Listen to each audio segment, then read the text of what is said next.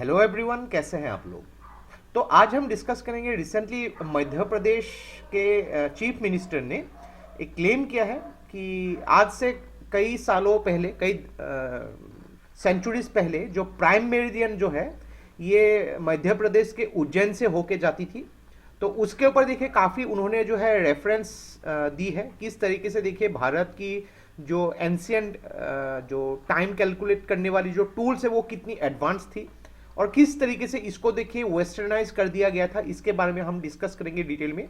Mainly देखिए यहाँ पे प्राइम मेरिडियन होती क्या है, ये प्राइम मेरिडियन के साथ इंटरनेशनल डेट लाइन किस तरीके से एसोसिएटेड है उसको डिस्कस करेंगे और थोड़ी सी हमारे देश के जो कल्चरल हेरिटेज के बारे में भी डिटेल में डिस्कस करेंगे। तो देखिए आपके GS1 पेपर में जो कल्चर पॉइंट ऑफ व्यू के हिसाब से देखिए या फिर GS1 के ही जो जियोग्राफी पॉइंट ऑफ व्यू के हिसाब से बहुत ही इंपॉर्टेंट वीडियो होने वाली है। तो इस वीडियो को एंड तक बिल्कुल देखते रहिएगा और इससे पहले अगर आप लोगों ने हमारे चैनल को अब तक सब्सक्राइब नहीं किया है तो इसको प्लीज सब्सक्राइब कर लीजिए ताकि आने वाले ऐसे ही वीडियोस की नोटिफिकेशन इस तरह आपको मिलते रहे। तो चलिए आज का वीडियो शुरू करते हैं। तो रिसेंटली मध्य प्रदेश के चीफ मिनिस्टर ने ये क्लेम किया है कि उज्जैन लगभग 300 साल पहले तक जो है प्राइम मेरिडियन जो है उज्जैन से होके जाती थी और ये जो उज्जैन शहर जो है ये एक रूट हुआ करती थी एंशियंट इंडियन एस्ट्रोनॉमी के। तो डेफिनेटली आप लोगों ने एंशियंट इंडियन हिस्ट्री में सूर्य सिद्धांत के बारे में पढ़ा ही होगा।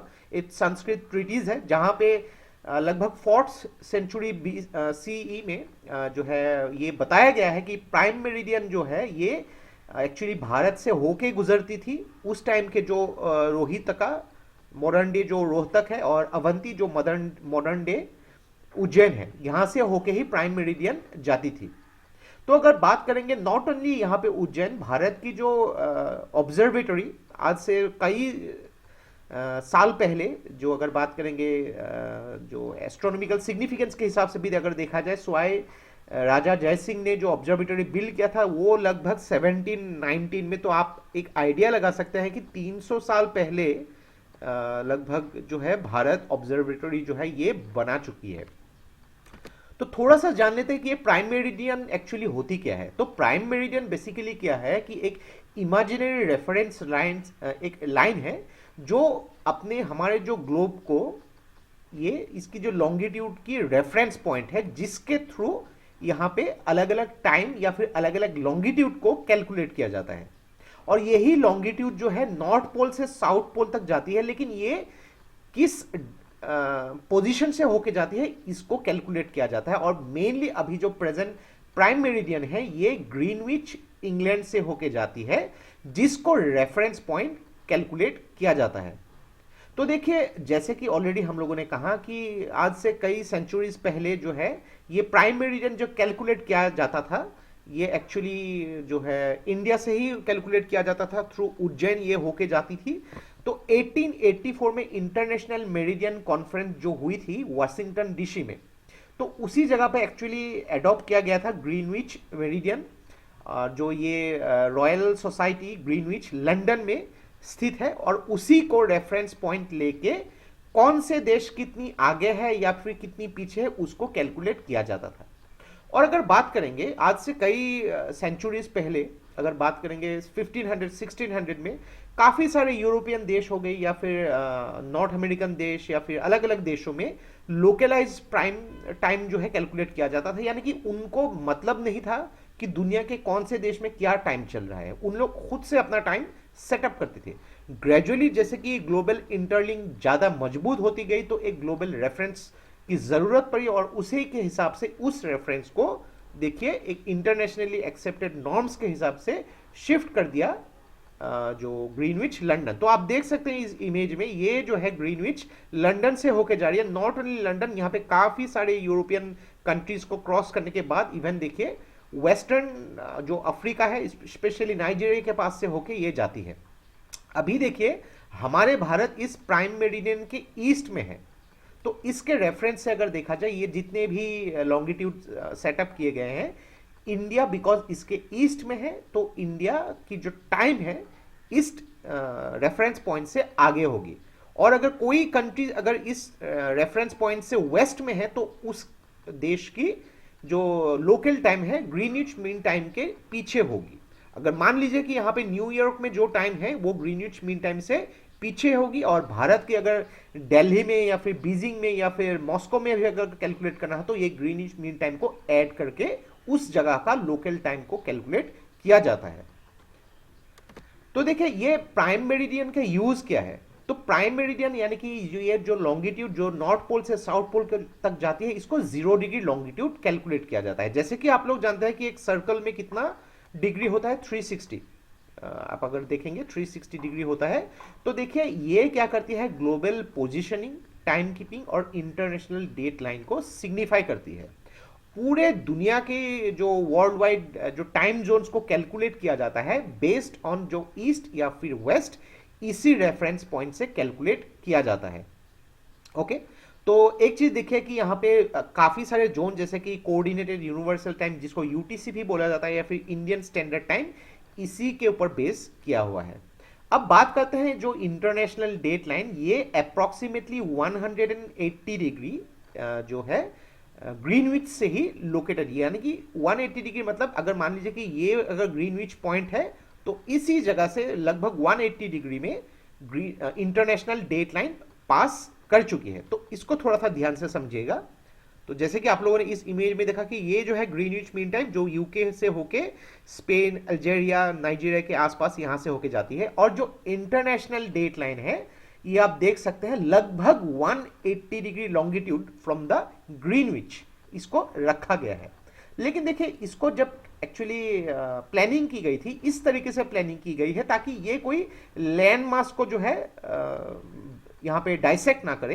क्योंकि देखिए लैंड मास में अगर इंटरनेशनल डेट लाइन क्रॉस करके चली जाती है तो उसका मीनिंग क्या होता है कि मान लीजिए कि एक जगह है, एक लैंड मास है, उसके थ्रू अगर इंटरनेशनल डेट लाइन क्रॉस करके चली जाएगी तो आपने अगर एक कदम भी आगे पीछे किया तो 24 घंटे का डिफरेंस हो जाएगा।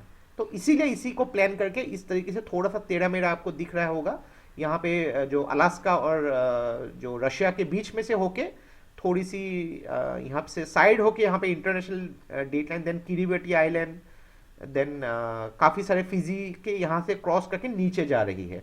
तो इसी डेट इंटरनेशनल डेट लाइन को अगर आपने क्रॉस कर दिया तो 24 घंटे का डिफरेंस होगा। और ये इंटरनेशनल डेट लाइन याद रखिएगा कि ग्रीनविच मीन टाइम से एग्जैक्टली 180 डिग्री में लोकेट किया गया है। थोड़ा सा चेंजेस हो सकता है क्योंकि ये पॉइंट जो थोड़ा सा आगे आ रहा है तो थोड़ा सा यहाँ पे देख सकते हैं लगभग 165 डिग्री, या फिर ये पॉइंट जो है लगभग थोड़ा पीछे भी जा सकती है। लेकिन अगर आपने इस पॉइंट को क्रॉस कर दिया तो ये 24 घंटे का डिफरेंस हो जाएगा, बिकॉज लैंड मास में ही ये पॉसिबिलिटी है और समंदर में ये पॉसिबिलिटी कम होती है जनरली, इसीलिए इसको इसी तरीके से प्लानिंग किया गया है। तो नेक्स्ट देखें कि उज्जैन की एस्ट्रोनॉमिकल हेरिटेज और कॉन्ट्रीब्यूशंस की अगर बात करेंगे तो उज्जैन को एक टाइम में जो है एस्ट्रोनॉमिकल या फिर मैथमेटिकल स्टडीज का हब माना जाता था। काफी सारे स्कॉलर जैसे कि वराह मिहिर, ब्रह्मगुप्ता, भास्कराचार्य इसी जगह से निकल के आए थे। बहुत सारे फेमस किंग जो अगर बात करेंगे विक्रमादित्य, उन्होंने विक्रम सावंत कैलेंडर जो है लगभग 58-56 बीसी में इसकी शुरुआत की थी, जो उज्जैन की जो हिस्टोरिकल इंपोर्टेंस को दर्शाती है। और बात करेंगे अगर एंशियंट इंडियन एस्ट्रोनॉमिकल टूल्स के बारे में, जैसे कि शंखु यंत्र, सम्राट यंत्र, दिग्नशा यंत्र, नाड़ी विलय यंत्र, भीति यंत्र, मेरा प्रोनाउंसिएशन में थोड़ी सी प्रॉब्लम हो सकती है, ये दर्शाती है कि एंशियंट इंडिया में भी टाइम कैलकुलेशन या फिर एस्ट्रोनॉमिकल स्टडीज कितनी ज़्यादा यहाँ पे प्रोमिनेंट हुआ करती थी। तो अभी देखिए कि अगर मान लीजिए कि बाय चांस जो प्राइम मेरिडियन जो है शिफ्ट कर दिया, ये इंडिया से चली गई, तो इसमें बहुत सारी परेशानी होगी। यहाँ पे देखिए कि हम लोग को अपने एंशियंट इंडियन हेरिटेज के बारे में जानना बहुत ही इंपॉर्टेंट है। ये एक प्राउड मोमेंट है किसी भी हिंदुस्तानी के लिए। लेकिन इसको अगर मान लीजिए कि बाय प्रेशर डाल के चेंज भी कर दिया गया, अभी मान लीजिए कि प्राइम मेरिडियन इंडिया से जा रही है, उज्जैन से होके जा रही है, लेकिन उससे प्रॉब्लम क्या होगा कि इंटरनेशनल डेट लाइन चेंज हो जाएगी, सारे दुनिया के कोऑर्डिनेट्स जो है ये चेंज हो जाएगी। और मान लीजिए कि किसी डिक्लेयर कर दिया गया कि किसी भी XYZ डेट को इसको चेंज कर दिया जाएगा, तो उस टाइम में जो फ्लाइट्स चल रही होगी एक देश से दूसरे देश में, उसका क्या होगा। और करोड़ों लोगों को ये पता भी नहीं होगा कि ये चल क्या रहा है यहाँ पे, इनफैक्ट अभी अगर आप कोई अपना फ्रेंड जिसके साथ अगर आप स्टडी भी कर रहे हैं, उनको अगर पूछेंगे कि लोकल टाइम जो है न्यूयॉर्क में क्या चल रहा है, उनको कुछ लेना देना भी नहीं है। जानते हैं कि ऑब्वियसली न्यूयॉर्क में शायद अभी अगर दिन होगा तो न्यूयॉर्क में रात होगी, इतना ही काफ़ी है, लेकिन कुछ लेना देना नहीं है। तो यहाँ पे देखिए कि एक तो है कि एक साइंटिफिक मेथड, एक मॉडर्न सिस्टम के हिसाब से चलना, और दूसरी बात है कि एस्ट्रोनॉमिकल हेरिटेज भारत की उसको जानना। लेकिन यहाँ पे देखिए अगर इसको चेंज भी कर दिया गया तो बहुत ज़्यादा इकोनॉमिक लॉसेस और इन्फ्लेशन स्पाइक कर सकती है, बहुत प्रॉब्लम्स हो सकती है यहाँ पे। तो इसीलिए देखिए इसको अभी प्लानिंग में नहीं रखा गया है। अगर देखिए 1884 के बारे में बात करेंगे तो 1884 में अगर इसको रखा भी गया था तो उस टाइम के हिसाब से इतनी ज़्यादा फ्लाइट्स या ऐसे प्रॉब्लम्स नहीं हुई होगी कुछ दिनों के लिए।